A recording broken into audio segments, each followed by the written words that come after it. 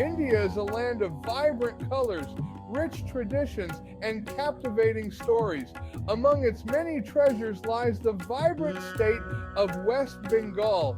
Bengali culture is deeply rooted in art, music, and literature. Stories are the lifeblood of Bengal. Passed down through generations, they weave a tapestry of wisdom, history, and faith. In the heart of a small village, nestled amidst paddy fields and mango groves, lived a kind potter named Arjun. Arjun's life was a testament to the power of stories. He used his craft not just to make a living, but also to share the beauty of his heritage. His pottery was more than just clay, it was an expression of his soul. These stories, often told under the soft glow of oil lamps or the vast expanse of the night sky, transported listeners to worlds both real and imagined. They fostered a sense of community, imparted moral values, and kept the flame of hope alive. Arjun's workshop was a sanctuary of peace. The air was thick with the scent of damp earth and the rhythmic hum of his spinning wheel. Sunlight streamed through the open doorway, illuminating rows of earthenware, each piece imbued with the potter's love and dedication. His hands, weathered by time and toil, moved with the grace of a dancer, molding the clay into beautiful forms.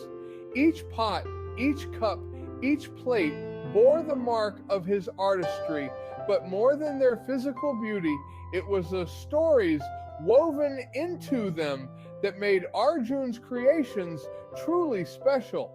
One day, a young boy named Rahul wandered into Arjun's workshop. His eyes sparkled with curiosity as he took in the sights and sounds of the potter's haven. Arjun, ever the patient teacher, welcomed Rahul with a warm smile and invited him to observe the magic of creation. Come in, young one. Watch closely, and you'll see the magic in the clay. Rahul watched, mesmerized, as Arjun's hands transformed a lump of clay into a graceful vase. He saw how Arjun meticulously smoothed out imperfections, his touch both firm and gentle. But what intrigued Rahul the most was how Arjun painstakingly repaired a cracked pot, his face etched with concentration. Why do you bother fixing it, Arjunda? Wouldn't it be easier to just make a new one? Every piece of creation is precious, Rahul. Just like this pot, we all have our cracks and flaws, but that doesn't make us any less worthy of love and care.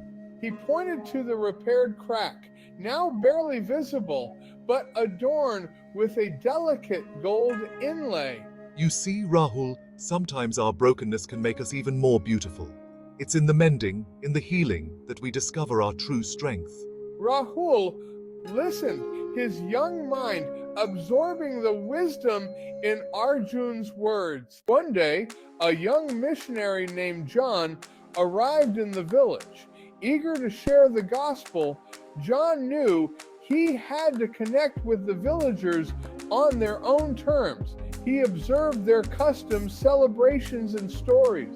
I need to understand their world if I am to share my message. One evening, John found himself at Arjun's workshop. Mesmerized by Arjun's work, John felt a sense of peace. He introduced himself and shared his desire to learn and share his faith. Hello, I'm John. I've come to learn about your culture and share my faith. Welcome, John. Sit with me, have some tea, and let's talk. Arjun welcomed John with open arms. They sat together, sharing stories of their lives and beliefs. Later that week, John found himself sitting with a group of villagers under the shade of a banyan tree. He had been sharing stories from the Bible, but he could sense a disconnect. The villagers listened politely, but the stories seemed distant, foreign to their lived experiences. How can I make these stories resonate with them?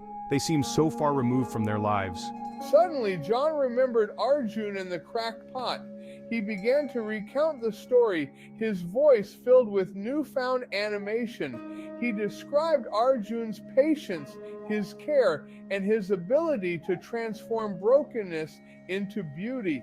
As he spoke, he saw a glimmer of understanding in the eyes of his listeners. Just like Arjun mends broken pots, Jesus heals our brokenness. He sees our flaws, our mistakes, our pain, and he offers us forgiveness, hope, and a love that knows no bounds. The villagers listened, captivated by the familiar imagery and the powerful message it conveyed. Inspired by the positive response, John began to incorporate more local stories into his teachings. He shared folk tales, proverbs, and parables that resonated with the Bengali spirit, each story carefully chosen to illustrate a facet of Jesus' teachings. The compassion of Krishna, the wisdom of Buddha, and the unwavering love of Radha Krishna all reflect the teachings of Jesus in their own way. He found that by weaving together familiar narratives with the gospel message, he could build bridges of understanding and create a space for genuine dialogue. John's approach resonated deeply with the villagers. They saw in his stories a reflection of their own values, their own hopes and dreams. The message of God's love, once distant and abstract, now felt personal and relatable. The story of John, the missionary, and Arjun, the kind potter, reminds us of the extraordinary power of storytelling. In a world often divided by differences, stories have the unique ability to build bridges, foster empathy, and touch the depths of the human spirit. For Bengali Christians, the tradition of storytelling offers a powerful tool for sharing their faith. By embracing the rich tapestry of Bengali culture and weaving gospel truths into familiar narratives, they can create a space where faith and culture intertwine, enriching both.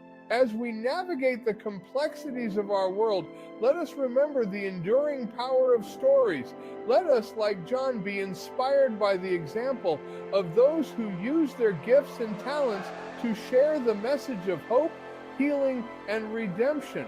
Let us become storytellers ourselves, weaving narratives that illuminate the path towards a more just, compassionate, and loving world.